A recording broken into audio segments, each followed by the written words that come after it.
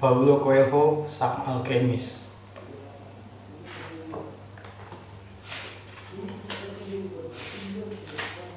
Prolog. Sang alkemis mengambil sebuah buku yang dibawa seorang di karavan. Dia membuka-buka lembar-lembarnya dan menemukan kisah tentang Narsisus. Sang alkemis tahu legenda tentang Narsisus, pemuda yang setiap hari berlutut di tepi. Sang alkemis tahu legenda tentang Narsisus, pemuda yang setiap hari berlutut di tepi telaga untuk memandang-mandangi keelokan dirinya. Dia begitu terpesona oleh dirinya, sehingga suatu pagi terjatuhlah dia ke dalam telaga itu dan tenggelam. Di tempat dia jatuh tumbuh sekuntum bunga yang dinamai Narsisus. Tetapi si pengarang buku tidak menutup ceritanya sampai di situ. Dia berkata bahwa ketika Narsisus mati, dewi-dewi hutan itu muncul dan mendapati air telaga yang semula tawar telah berubah menjadi asin oleh air mata. "Mengapa kau menangis?" Dewi-dewi itu bertanya. "Aku menangis untuk Narsisus," sahut telaga itu. "Ah, tak heran kau menangisi Narsisus. Ah, tak heran kau menangisi Narsisus," mereka berkata. "Sebab walaupun kami selalu mengejarnya di dalam hutan, hanya kau yang dapat memandangi keelokannya dari dekat. Tapi, sungguhkah Narsisus elok?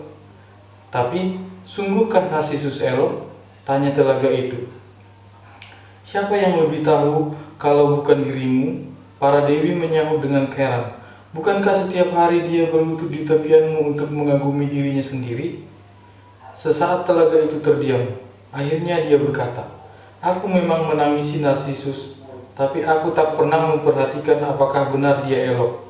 Aku menangis karena setiap kali dia berlutut di tepianku, aku bisa melihat pantulan keelokanku sendiri di dalam matanya." Sungguh kisah yang sangat indah, pikir sang alkemis. Bagian 1.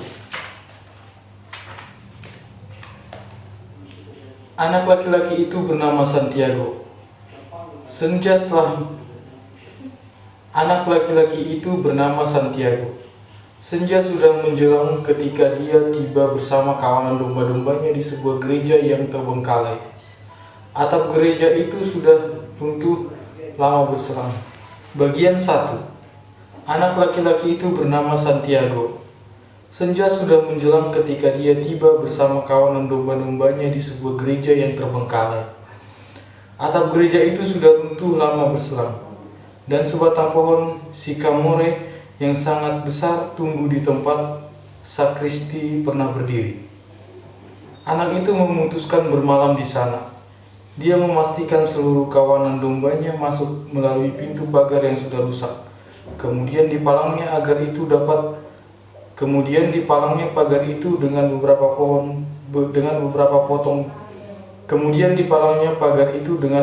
potong papan agar domba-dombanya tidak melarikan diri di malam hari.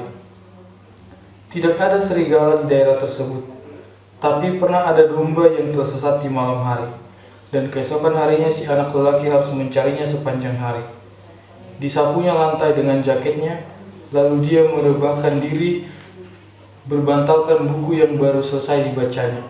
Dalam hati dia meniatkan diri akan mulai membaca buku-buku yang lebih tebal. Buku-buku tebal habisnya lebih lama dan lebih enak dijadikan bantal. Masih gelap ketika dia terbangun. Dia menengadah dan melihat bintang-bintang melalui atap yang sudah setengah hancur itu. "Aku ingin tidur lagi sebentar," pikirnya. Malam itu mimpi yang sama kembali dialaminya, seperti minggu lalu, dan kali ini pun dia terjaga sebelum mimpi itu berakhir. Dia bangkit dan mengambil tongkatnya, kemudian mulai membangunkan domba-domba yang masih tidur. Dia memperhatikan bahwa begitu dia terbangun, sebagian besar dombanya juga mulai terjaga, seolah-olah ada daya misterius yang menautkan kehidupannya dengan hidup domba-domba itu, yang telah bersama-sama dengannya selama 2 tahun belakangan ini, yang telah digembalakannya menyusuri pedesaan, mencari makanan dan air. Mereka sudah begitu terbiasa denganku sehingga tahu jadwalku, gumamnya. Tapi setelah dipikir-pikir, bisa jadi justru sebaliknya, dialah yang terbiasa dengan jadwal mereka. Tapi ada beberapa dombanya yang agak susah dibangunkan. Si anak lelaki menyodok mereka satu persatu dengan tongkatnya, sambil memanggil nama masing-masing domba. Sejak dulu dia yakin sekali domba-domba itu memahami perkataannya. Jadi, ada kalanya dia membacakan pada mereka bagian-bagian buku yang berkesan baginya, atau diceritakannya pada mereka kekesunyian serta kebahagiaan yang dialami pengembala di padang-padang. Kadang-kadang dia juga berkomentar pada mereka mengenai hal-hal yang dilihatnya di desa-desa yang mereka lewati. Tapi selama beberapa hari belakangan ini, hanya satu yang dia bicarakan pada domba-dombanya, gadis itu, putri saudagar yang tinggal di desa berjarak sekitar 4 hari perjalanan dari sini. Dia baru satu kali datang ke desa itu, tahun lalu. Saudagar itu pemilik toko kain, dan dia selalu minta agar domba-domba dicukur di hadapannya, supaya dia tidak tertipu. Anak itu tahu tentang toko ini dari temannya, dan kesanalah dia membawa domba-dombanya. Aku hendak menjual wol, kata si anak lelaki kepada saudagar itu. Toko itu sedang ramai, maka si saudagar menyuruh anak gembala itu menunggu sampai sore. Anak itu pun duduk di undak-undak toko dan mengeluarkan buku dari tasnya. Ternyata anak gembala bisa juga membaca, terdengar suara seorang gadis di belakangnya. Wajah gadis itu khas daerah Andalusia. Rambutnya hitam bergelombang dan sepasang matanya samar-samar mengingatkan akan bangsa Moor penakluk. Ya, biasanya aku lebih banyak belajar dari domba-dombaku daripada dari buku-buku, sahut si anak. Selama 2 jam berbincang-bincang, gadis itu menceritakan bahwa dia putri sang saudagar. Dia juga menceritakan kehidupannya di desa yang dari hari ke harinya selalu sama. Si anak gembala menceritakan pedesaan Andalusia serta berbagai berita dari kota-kota yang pernah disinggahinya. Senang rasanya kali ini ia bisa bicara bukanlah domba-dombanya. Senang rasanya kali ini teman bicaranya bukanlah domba-dombanya. Bagaimana kau belajar membaca? Tanya gadis itu di tengah obrolan mereka. Seperti orang-orang pada umumnya, sahut si anak gembala. Di sekolah. Kalau kau bisa membaca, mengapa kau cuma menjadi gembala? Si anak lelaki menggumam-gumam tak jelas untuk menghindari menjawab pertanyaan si gadis itu. Dia yakin si gadis tidak bakal mengerti, maka dia meneruskan bercerita tentang pengalaman-pengalamannya. Dan sepasang mata gadis itu terbelalak, heran bercampur takut. Waktu berlalu, dan si anak laki-laki berharap hari itu tidak bakal berakhir. Dia berharap ayah gadis itu terus sibuk sehingga dia bisa menunggu di sini 3 hari lagi. Dia menyadari dia merasakan sesuatu yang belum pernah dialaminya. Hasrat untuk menetap di satu tempat selama-lamanya. Bersama gadis berambut hitam kelam ini, hari-harinya takkan pernah sama lagi. Namun akhirnya saudagar itu muncul dan meminta si anak mencukur 4 dombanya. Kemudian dia membayar harga wol itu dan meminta si anak gembala datang kembali tahun depan. Sekarang tinggal 4 hari lagi dia akan tiba di desa yang sama itu. Dia berdebar-debar, sekaligus gelisah. Barangkali gadis itu sudah melupakannya. Banyak gembala lewat di situ menjual wol mereka. Tidak apa, katanya pada domba-dombanya. Aku kenal gadis-gadis lain di tempat-tempat lain. Tapi di hatinya dia tahu tidak demikian halnya. Dia juga tahu bahwa gembala seperti halnya para pelaut dan pedagang keliling selalu menemukan tambatan hati di satu kota yang sanggup membuat mereka lupa akan kesenangan mengembara sesuka hati. Fajar mulai merekah dan si anak gembala menggiring domba-dombanya ke arah matahari terbit. Domba-domba ini tidak perlu membuat keputusan apapun, pikirnya. Mungkin itu sebabnya mereka selalu dekat-dekat aku. Yang penting bagi domba-domba itu hanyalah makanan dan air. Selama si anak bisa mencarikan padang-padang rumput terbaik di Andalusia, domba-domba itu akan menjadi teman-temannya. Ya, hari-hari mereka selalu sama, jam demi jam yang seakan tak ada habisnya.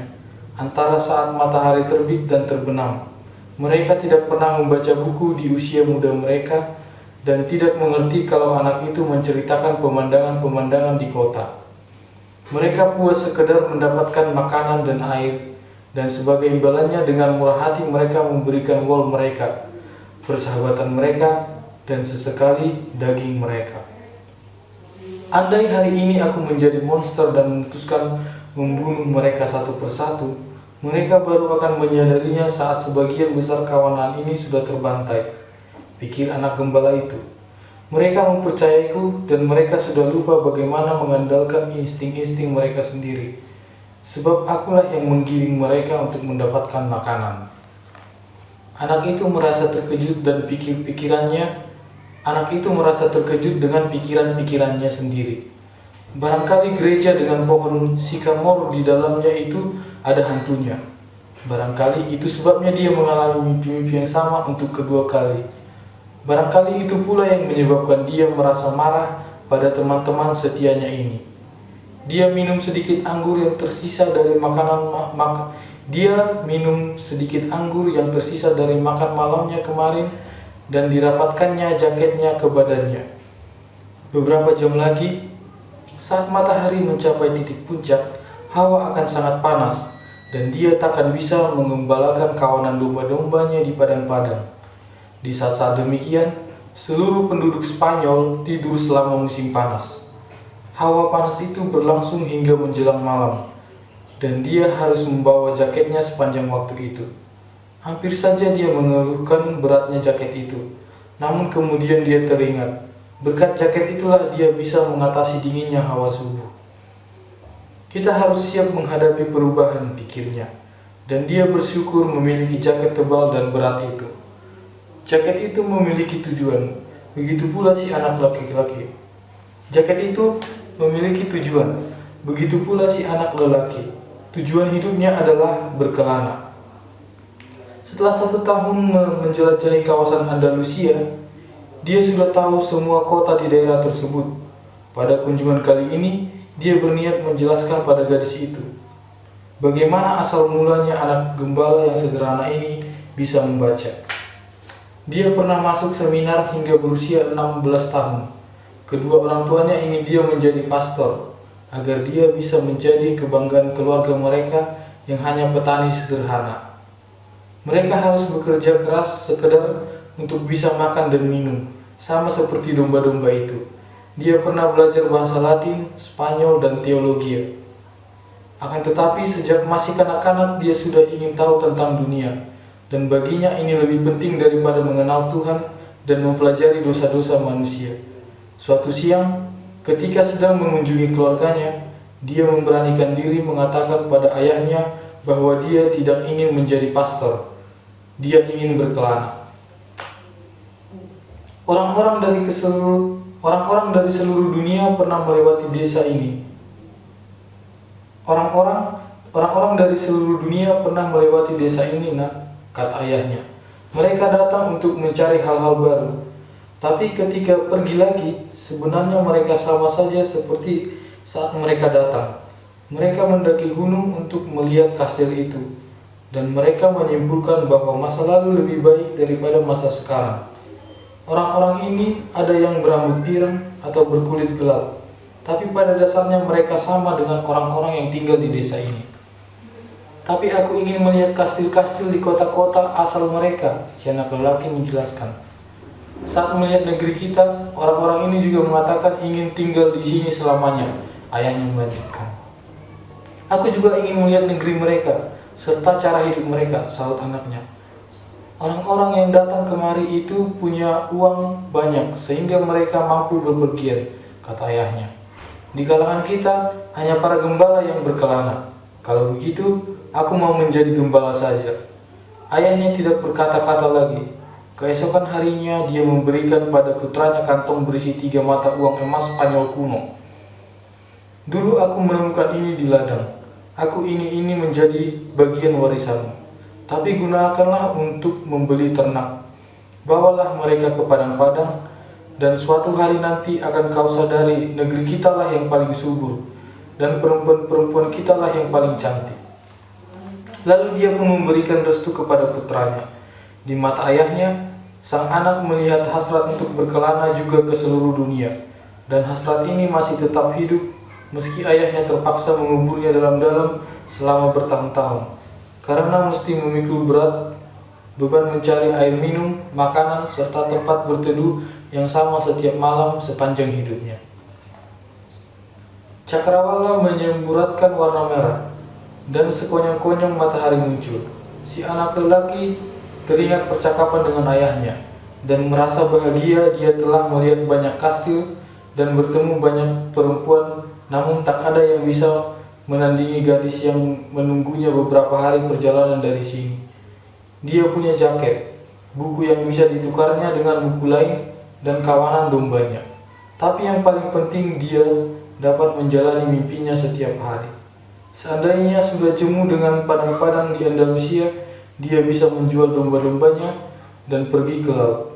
Andai dia sudah jenuh dengan laut, tentunya dia tahu banyak tentang kota-kota lain, perempuan-perempuan lain, dan kesempatan-kesempatan lain yang membahagiakan. Aku tak bisa menemukan Tuhan di seminari, pikirnya sambil menatap matahari terbit.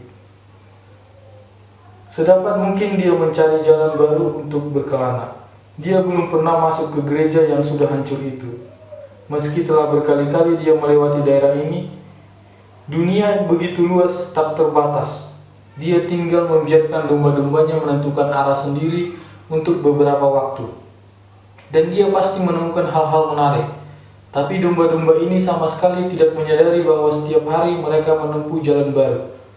Mereka tidak melihat bahwa padang-padangnya baru dan musim datang silih berganti. Mereka hanya peduli tentang makanan dan air. Barangkali kita semua seperti itu, pikir si anak laki-laki. Bahkan aku tidak pernah memikirkan perempuan lain sejak berjumpa dengan putri saudagar itu.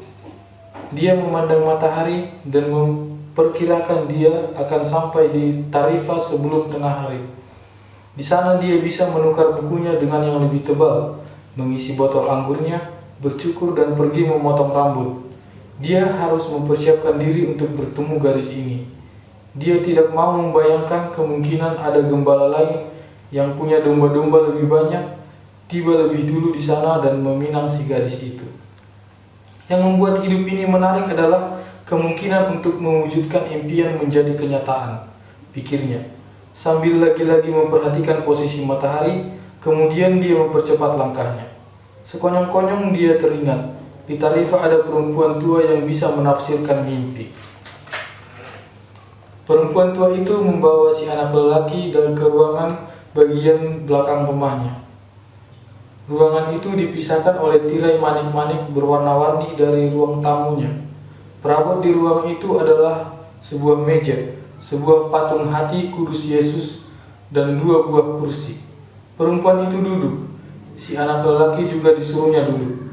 Kemudian digenggamnya kedua tangan anak itu dan dia mulai berdoa tanpa suara. Kedengarannya seperti doa orang Gipsi. Si anak laki-laki pernah punya pengalaman di jalan dengan orang-orang Gipsi.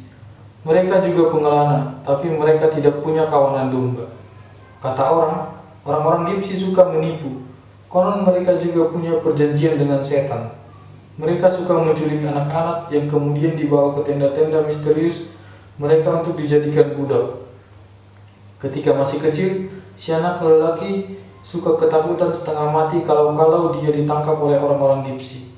Rasa takut ini kembali menyergapnya ketika perempuan tua itu menggenggam kedua tangannya. Tapi dia punya hati kudus Yesus di sana, pikir si anak. Mencoba menenangkan dirinya sendiri. Dia tidak ingin tangannya mulai gemetaran sehingga perempuan itu tahu dia ketakutan. Dalam hati ia memanjatkan doa Bapa kami. Menarik sekali, kata perempuan itu tanpa melepaskan tatapannya dari kedua tangan si anak. Kemudian dia terdiam. Anak itu menjadi gugup. Kedua tangannya mulai gemetar, dan perempuan itu bisa merasakannya. Si anak cepat-cepat menarik kedua tangannya.